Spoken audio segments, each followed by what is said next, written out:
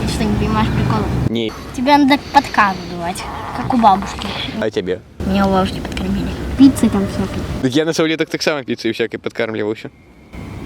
Может, поехали реально к бабушке? Поехали.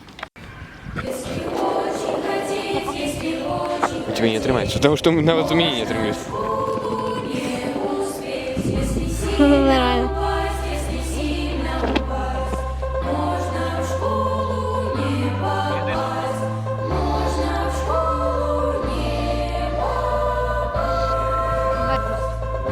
Ну так.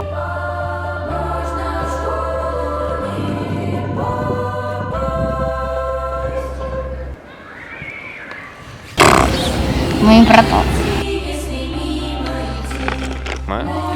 Входящие. Вазон. Вазон, сезон, лучший сезон. Вазон.